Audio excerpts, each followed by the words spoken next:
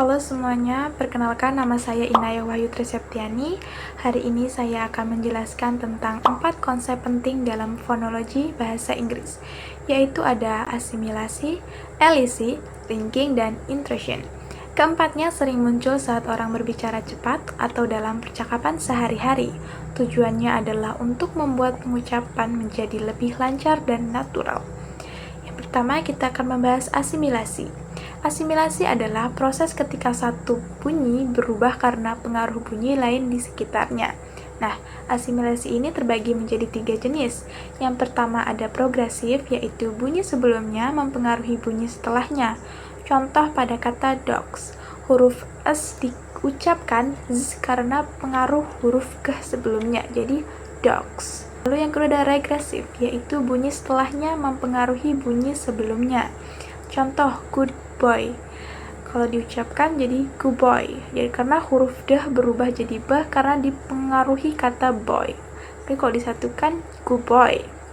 Lalu yang kedua resiprokal, yaitu dua bunyi saling mempengaruhi dan menghasilkan bunyi baru. Contoh kata don't you. Bunyi tuh dan ya menyatu menjadi bunyi c. Jadi jika diucapkan menjadi don't you. Don't you. Selanjutnya yaitu elisi. Elisi adalah penghilangan satu bunyi dalam sebuah kata atau frasa. Elisi ini dilakukan agar pengucapan lebih mudah dan cepat. Contohnya dalam kata friendship. Bunyi d di tengah itu dihilangkan. Lalu next day. Terdengar seperti next day, bunyi t dihilangkan agar mudah diucapkan. Linking. Linking adalah proses menghubungkan suara antara dua kata saat berbicara agar pengucapan terdengar lebih mengalir dan alami. Nah, contoh dari linking ini yaitu kalimat pick it up. Nah, bunyi ke langsung tersambung ke kata it, jadi lebih alami, jadi pick it up. Lalu go on, ada bunyi wah yang muncul sebagai penghubung, jadi di antara go and on, go on, jadi lebih alami saat mengucapkannya. Yang terakhir yaitu intrusion. Intrusion adalah penyisipan bunyi baru yang sebenarnya tidak ada dalam ejaan, tapi ditambahkan agar pengucapan lebih lancar. Biasanya bunyi yang disisipkan adalah w, dan y. Nah, contoh dari ini yaitu asarid. Jadi ada bunyi pada sawit, saw and it, jadi asarid. Lalu contoh pada wah yaitu you are. Jadi ada bunyi wah pada you are, you and are, jadi you are. Lalu contoh pada yah yaitu he is atau tiapo. Ada bunyi yah pada d antara d, t, and apple, jadi tiapo. Suprasegmental adalah unsur dalam bahasa lisan yang tidak berhubungan dengan satu huruf atau bunyi saja, tapi mempengaruhi cara kata atau kalimat diucapkan secara keseluruhan, seperti tekanan, intonasi, irama, dan jeda. Yang pertama, kita akan membahas tentang stres. Stres atau tekanan. Stres atau tekanan adalah penekanan pada suku kata tertentu dalam sebuah kata atau pada kata tertentu dalam sebuah kalimat. Dalam kalimat, tekanan juga bisa mengubah arti. Contohnya, I didn't say he stole the money.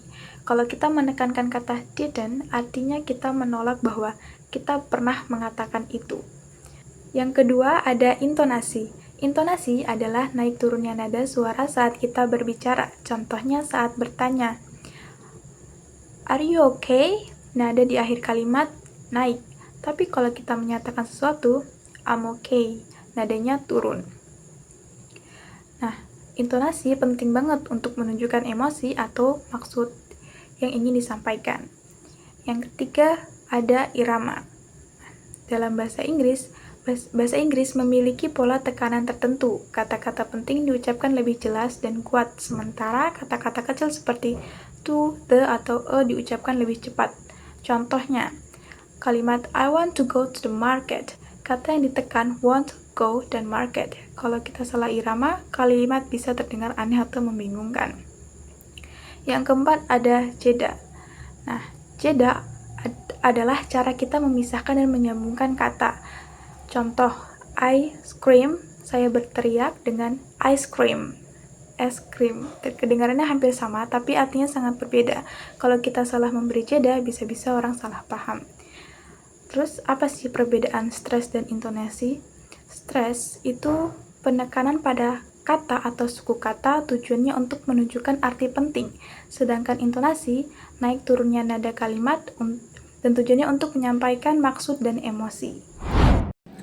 Halo semuanya, perkenalkan nama saya Aulin Shalmita Junia Poluan.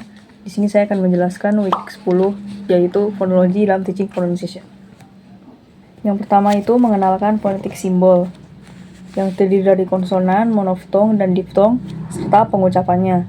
Contohnya seperti konsonan K, konsonan T, konsonan S, konsonan Z, konsonan J, dan konsonan Sh. Diftong ada IE, EI, AI, AU, dan sebagainya. Oke, yang kedua itu mengelatih pengucapan fonem. Kita bisa menggunakan contoh kata dalam latihan pelafalan ini. Contohnya seperti konsonan P pada kata put, konsonan B pada kata bed, konsonan T pada kata top, konsonan V pada kata van, konsonan F pada kata fix, dan sebagainya. Yang ketiga adalah kita dapat memberikan contoh soal berupa kata dan meminta siswa untuk menuliskannya dalam phonetic symbols. Contohnya seperti kita memberi contoh kata sheep. Kita meminta untuk kata sheep itu disimbolkan dalam phonetic symbol. Oke, selanjutnya week 12 yaitu kesalahan pengucapan dan koreksinya. Beberapa kesalahan ini yang sering terjadi dalam pronunciation. Yang pertama yaitu salah penekanan. Salah penekanan itu adalah kondisi di mana kita salah dalam menekankan suku kata atau kalimat. Contohnya seperti kata photograph diucapkan sebagai photograph. Jadi penekatannya di syllable to, bukan di syllable fo. Koreksinya yaitu kita bisa beri tanda koma atas atau bisa juga mengcap caps lock pada syllable yang ditekan. Kesalahan kedua yaitu salah intonasi. Salah intonasi itu kondisi di mana naik turunnya nada tidak sesuai dengan fungsi kalimatnya. Contohnya seperti kalimat pertanyaan are you coming diucapkan dengan intonasi datar, are you coming? Itu nggak nyambung. Koreksinya yaitu kita harus membedakan intonasi berdasarkan fungsi kalimatnya. Untuk kalimat yang sifatnya statement, itu nada akhirnya harus turun. Sedangkan untuk yang sifatnya question, itu harus naik. Yang ketiga itu kesalahan pada connected speech. Saya mengambil contoh kesalahan pada elisi dan linking. Yang pertama, kesalahan pada elisi itu biasanya kita mengucapkan semua bunyi yang seharusnya ada bunyi yang dihilangkan. Kalau linking itu kita tidak menghubungkan kata yang seharusnya menyatu. Contohnya yaitu kata friendship. Biasanya kita menyebutkan kata friendship itu konsonan D di tengah kita ucapkan, yang dimana konsonan D itu harusnya terkena elisi. Jadi kita menyebutnya dengan friendship. Yang kedua yaitu kata go on. Biasanya kita menyebutkannya itu go on terpisah. Go on. Itu salah. Yang benar itu go on, disambung. Koreksinya yaitu kita bisa mempelajari pasangan kata yang mengalami perubahan bunyi dalam elemen connected speech ini. Saya Leontina Renyan, NPM 2024 8820 3015. Di sini saya akan membawakan materi tentang fonologi dalam wacana. Pasti teman-teman akan bertanya apa itu fonologi dalam wacana. Nah, maka dari situ saya akan menjelaskan pengertian fonologi dalam wacana. Fonologi adalah cabang linguistik yang mempelajari bunyi bahasa. Dalam konteks wacana, fonologi tidak hanya berfokus pada satuan bunyi seperti fonem, suku kata, atau kata, tetapi juga bagaimana bunyi tersebut digunakan dan mempengaruhi makna dalam unit bahasa yang lebih besar seperti kalimat dan paragraf dalam komunikasi nyata. Fonologi dalam wacana mencakup aspek-aspek suprasegmental atau di atas bunyi segmen seperti intonasi, tekanan atau stres, jeda atau pause, irama atau rhythm, elisi, linking, dan instruksi, dan asimilasi. Berikut ini saya akan menjelaskan komponen fonologi dalam wacana. Yang pertama adalah intonasi atau intonation, merujuk pada naik turunnya nada. Merujuk pada naik turunnya nada suara saat berbicara. Intonasi membantu menunjukkan emosi, sikap, atau jenis kalimat, atau pertanyaan, perintah, dan lain-lain. Contohnya seperti kalimat you are coming. Contohnya itu seperti naiknya nada, yaitu contohnya seperti you are coming, itu tekanannya ada pada coming. Terus yang berikut adalah you are coming, jadi ada bedanya. Kemudian berikut adalah tekanan atau penekanan atau stress. Penekanan pada suku kata atau kata tertentu untuk memberi makna atau penekanan khusus. Contoh kalimat pada tekanan yaitu I didn't say he stole the money. Penekanan pada didn't menegaskan bahwa aku tidak mengatakannya. Kemudian berikutnya itu I didn't say he stole the money. Di sini penekanannya ada pada he, mungkin orang lain yang mencuri gitu. Kayak I didn't say he stole the money. Yang berikut adalah jeda atau pause, yaitu berhenti sejenak saat berbicara untuk memberi struktur atau penekanan. Contohnya seperti let's eat grandma, dengan jeda mengajak makan. Let's eat grandma. Kemudian seperti let's eat grandma, itu menunjukkan tanpa jeda, bisa disalahartikan sebagai tindakan makan nenek. Kemudian yang berikut adalah irama atau rhythm. Polanya tekanan dan waktu dalam berbicara. Bahasa Inggrisnya misalnya memiliki irama berbasis tekanan atau stress time. Sedangkan bahasa Indonesia lebih syllable time. Setiap suku kata relatif sama lamanya. Contoh kalimat itu seperti I want to go to the market. Dalam bahasa Inggris kata-kata utama seperti want, go, dan market ditekan, sementara kata fungsional seperti to, they diucapkan lebih cepat atau lemah. Yang berikut adalah linking, menghubungkan bunyi akhir kata dengan bunyi awal kata berikutnya. Contoh go on diucapkan seperti go on. Kemudian contoh berikut I saw it diucapkan seperti I saw it. Next berikutnya adalah instruksi atau instruction, penambahan bunyi untuk menghubungkan dua kata agar lebih mengalir. Contoh he is bisa terdengar seperti he is.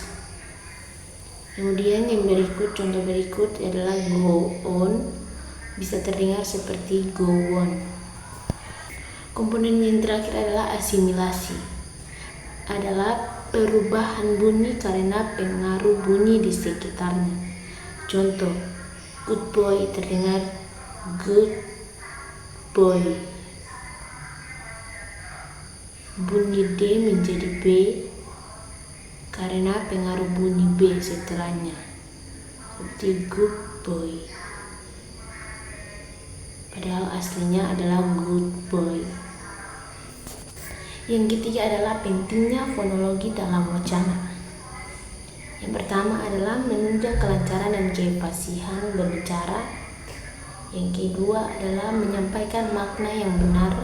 Dan yang ketiga membantu pendengaran memahami struktur dan maksud pembicara, dan yang keempat membentuk intonasi emosional dan sosialisasi dalam percakapan. Relevansi fonologi dalam pengajaran bahasa sangat penting karena fonologi adalah cabang linguistik yang mempelajari sistem bunyi suatu bahasa. Berikut adalah penjelasan mengapa fonologi relevan dan penting dalam konteks pengajaran bahasa. Yang pertama, meningkatkan kemampuan pelafalan atau pronunciation. Fonologi membantu guru dan pelajar memahami bagaimana bunyi-bunyi bahasa diproduksi dan digunakan. Dengan memahami fonem atau bunyi terkecil, tekanan kata, intonasi, dan ritme, siswa dapat belajar mengucapkan kata dengan benar sehingga lebih mudah dipahami oleh penutur asli. Yang kedua, membantu pembedaan makna. Dalam banyak bahasa, perubahan bunyi kecil bisa mengubah makna dalam kata, yaitu contoh dalam bahasa Inggris. But versus pat. Memahami fonologi membantu siswa mengenali dan membedakan bunyi-bunyi yang mirip. Yang penting dalam memahami dan memproduksi bahasa secara akurat. Yang ketiga, mendukung pengajaran mendengarkan atau listening. Pengetahuan fonologi membantu siswa dalam keterampilan mendengarkan. Mereka menjadi lebih peka terhadap perbedaan bunyi dan pola intonasi, sehingga lebih mudah memahami ucapan penutur asli, terutama dalam konteks percakapan alami. Yang keempat, memperkuat keterampilan membaca dan menulis. Dalam pengajaran membaca, pemahaman berhubungan antara bunyi, fonem, dan huruf grafem sangat penting. Misalnya, fonologi digunakan dalam phonics, metode pengajaran membaca di mana siswa diajari bagaimana huruf-huruf mewakili bunyi tertentu. Yang kelima, membantu guru mengatasi kesalahan bahasa. Guru dapat menggunakan pengetahuan fonologi untuk menganalisis dan memperbaiki kesalahan pelafalan siswa yang